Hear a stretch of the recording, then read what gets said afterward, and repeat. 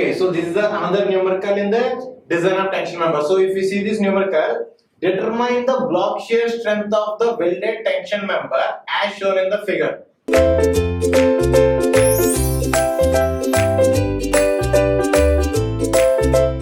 So now in this question is asking us to calculate or determine the block shear strength. Okay, so we have discussed how to calculate block shear strength. So we are going to calculate block shear strength based on two criteria. So what are those two criteria? One is shear yielding and tension rupture, and another is tension yielding and shear rupture. Agree or not? Based on these two criteria, we are going to calculate the block shear strength or design strength of tension member in block shear criteria. Okay, or block shear failure. So now here, if you observe the diagram, here the connection is made with weld. Agree or not? But when we are discussing about this block shear failure, there we have discussed that block shear calculation of block shear strength by using a bolt connection. Agree or not? So there I have shown how to calculate net area in shear and tension and gross area in shear and tension. Agree or not? So that is the reason here I am going to.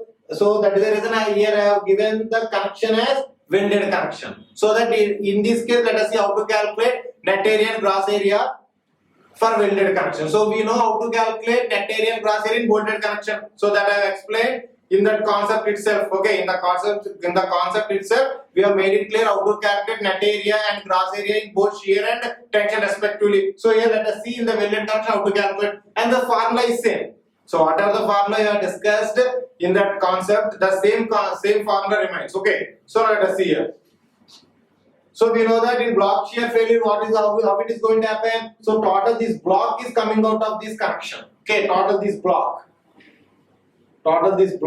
is coming out of the connection. That is block shear failure. So now solution. And one more thing, here nothing is given about the grade of the steel. If it is not given, so we know that issue Fe410 grade. Fe410 grade of steel. So if it is, then Fu is how much? 410 MPa, and Fy is 250 MPa. It means megapascals. Clear? So that is a given. So now design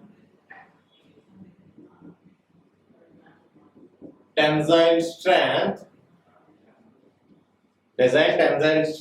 based on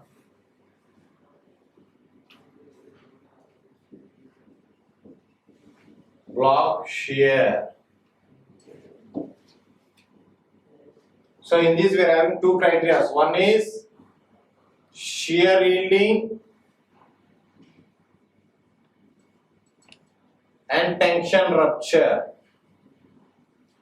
or tension fracture, one and the same. So this is the first. So it is TDB1. So what is it here? In the shear it is yielding. So we have to take net area. So what is the formula? What tell me the formula? So what is it? AVG Fy by 1.1. So as it is a shear, we have to use a factor √3 into 1.1 plus tension rupture. So we have to use 0.9 Fu by 1.25 ATN. Okay, so that is the thing. So now we know Fy and Fu. So now we have to calculate AVG ATN. It means gross area and shear and net area and tension. So how to calculate this net area and gross area? AVG. So here I will show. So always, so here we know that force is like this. Okay, tangential force. So shear is always tangential or parallel to the applied force. Agree or not? So it means this is the shear area. This one and this one is shear area. So how much it is? 10 into the thickness is 100 into the thickness is 10. So at the two planes the welding is done in the parallel to the direction of applied force. So now 2 into 100 into 10. How much it is? 2000 mm square. That is gross area in shear. Now what is the net area in tension? So tension failure is always perpendicular to the applied force. So this is the applied direction of applied force and this is the perpendicular. Clear? So how much this area? This is 225 and the thickness is 10. So how much? Mm square. So substitute this in this formula. So AVG, how much? 2000 into Fy 250 by root 3 into 1.1 plus 0.9 into Fu, it is 410 by 1.25 into ATN is 2250. Come on, calculate. Simplify and tell me what is the answer. 200 in 2000, not 200. 2000 into 250 by root 3 into 1.1 plus 0.9 into 410 into 2250 by 1.25. So we are going to get 926.63 kilonewton. So this we are going to get as 926.63 kilonewton. See, be clear with the units. Okay, careful. You should be very careful with the units. B1, agree. So this is the design tensile strength based on block shear, that too in the shear yielding and tension rupture. Next, what is the next condition? Tension yielding, and shear rupture. So what is that formula? TdB2. What is that formula? So here in tension it is yielding. So ATG into Fy by 1.1 plus in shear it is rupture. So it is Fu by root 3 into 1.25 into AVN. So as it is a welded connection, in welded connection, gross area in shear and net area in shear is same. AVN is equal to AVG.